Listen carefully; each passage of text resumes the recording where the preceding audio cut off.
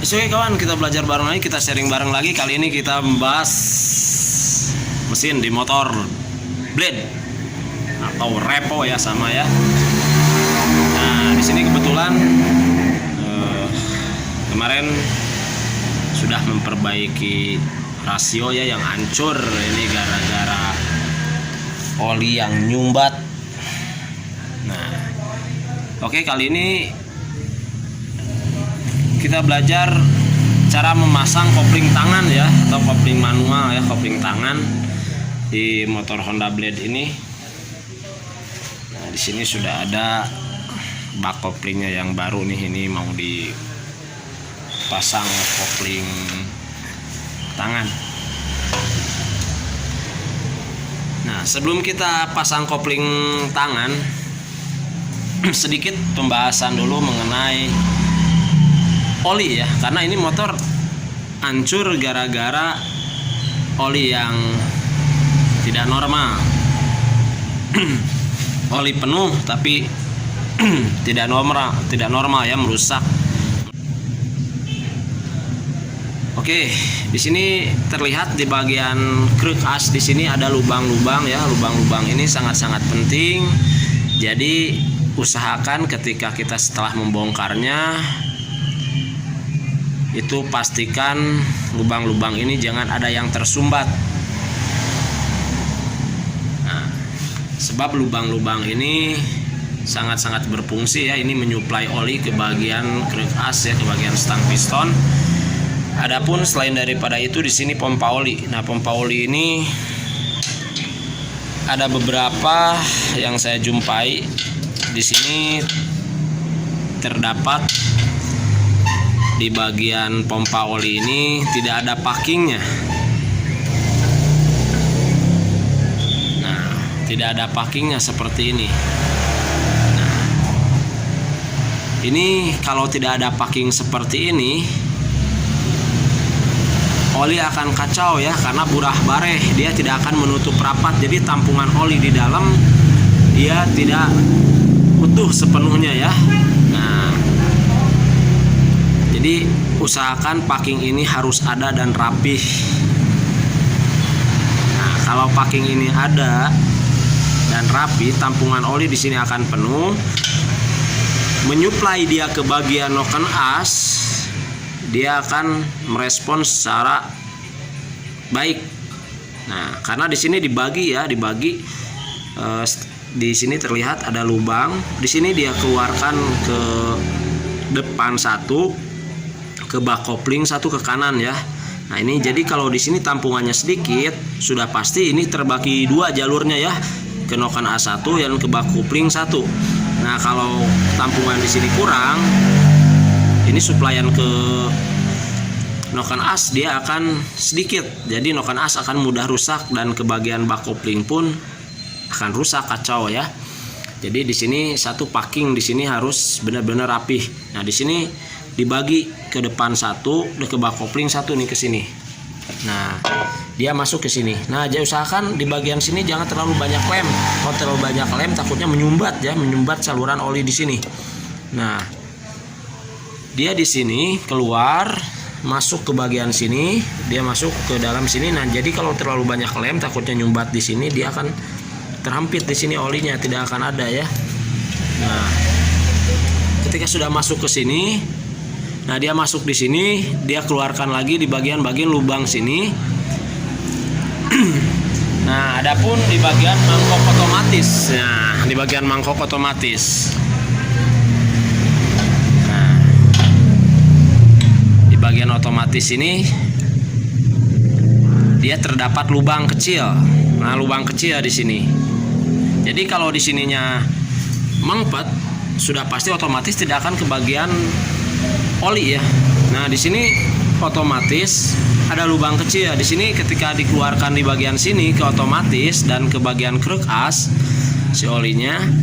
Nah, di sini ketika pemutaran otomatis ini, oli akan muncrat ya.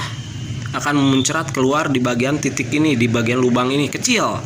Nah, dia loncatnya kemana ini oli? Nah, loncatnya ini ke penampungan oli di sini.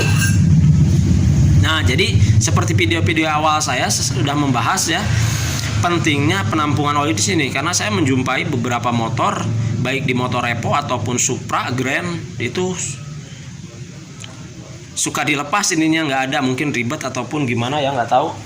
Nah, yang pasti usahakan di sini ada. Nah, ketika di bak otomatis ini muncrat, dia akan muncrat kecil ya, dia akan muncrat ke sini. Nah, dia akan muncrat ke sini ya.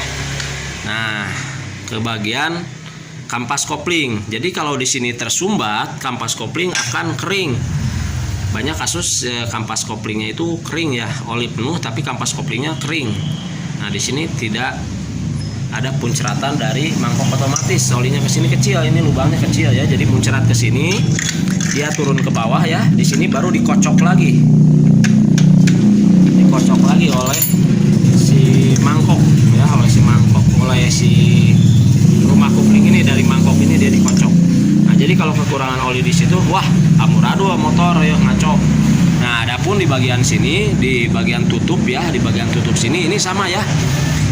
Si packing ini jangan sampai hilang ataupun rusak, sobek, karena di sini untuk menutup rapat tampungan oli supaya ada di dalam membasahi di bagian kampas ganda ini. Wah, ini kotor parah nih seperti ini ya.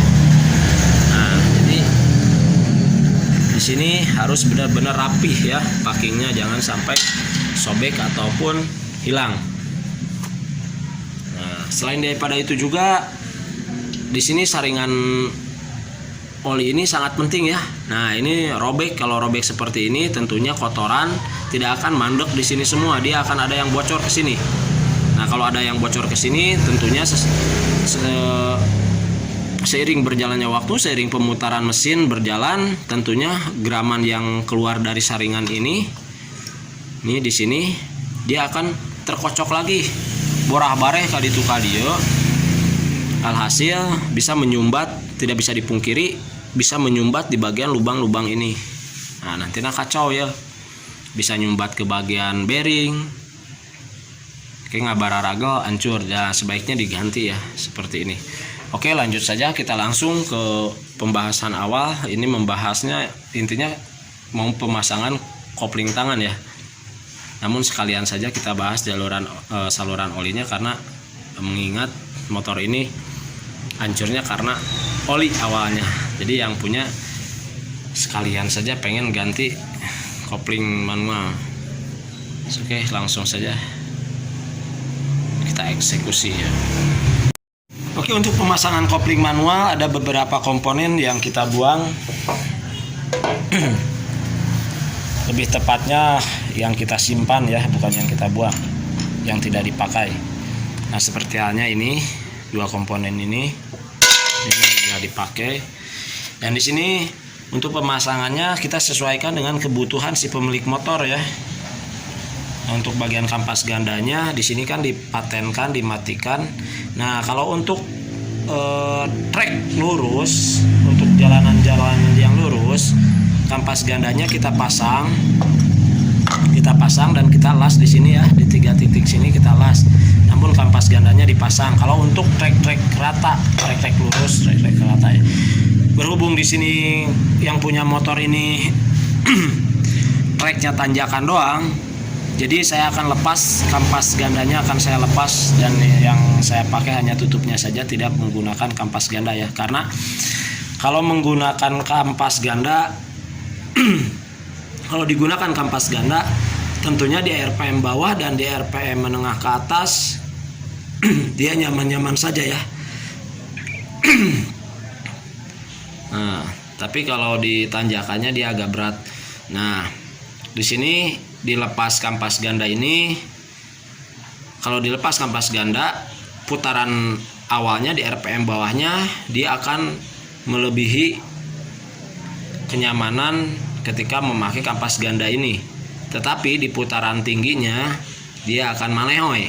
Nah, sehubungannya ini treknya tanjakan doang, jadi saya akan lepas, karena di trek tanjakan tidak akan begitu berasa lemot ya, dia akan berasa ringan. Tapi kalau di trek lurus ketika dilepas si kampas ganda ini itu lemotnya akan berasa. Oke, langsung saja kita pasang. Oke, semua komponen sudah terpasang ya. Nah, sekarang ini kampasnya sudah saya lepas karena di sini treknya trek tanjakan yang punyanya ya. Jadi tanjakan doang, jadi saya lepas kampas gandanya. Nah, oke. Di sini kita kasih titik las ya, 3. 1 2 3. Nah, untuk pengelasan di sini usahakan serapi mungkin ya, karena ketika nanti yang punya ingin normal lagi, kita nggak ruwet untuk memperbaikinya lagi. Oke, langsung saja saya akan titikkan dulu ya, orang titikkan las. Oke, sudah saya las di bagian 3 titik sini ya, tinggal perapihan saja, kemudian kita pasang bloknya. Oke, untuk pemasangan koplingnya di sini kan beda-beda ya. Kalau kita beli blok kopling, bak koplingnya itu kadang stutnya terlalu pendek, kadang kepanjangan. Nah, ada juga yang dikasih, ada juga yang enggak nih untuk penekannya di sini ya, untuk tumbuhannya di sini. Nah, seperti halnya motor ini, saya beli blok di bagian stud ini dia kependekan, terus di bagian sininya pun dia tidak ada ya. Jadi saya nyari bos-bosan ya, bekas bos-bosan. Nah, di sini saya nemu nih. Nah, seperti ini diameter bagian luar ini sama seukuran dengan diameter lubang bearing. Jadi saya tambah di sini. Soalnya kalau tidak ditambah seperti ini ditekan koplingnya dia terlalu pendek, jadi lewat koplingnya itu ya. Oke. Nah, di sini mah disesuaikan saja di bagian ininya maunya segimana kebutuhannya. Oke, finish ya. Sekarang bloknya sudah terpasang ya. Semua komplit sama body-bodinya sudah terpasang, tinggal dites. Oke, kita tesnya seperti ini saja. Tekan tuas koplingnya.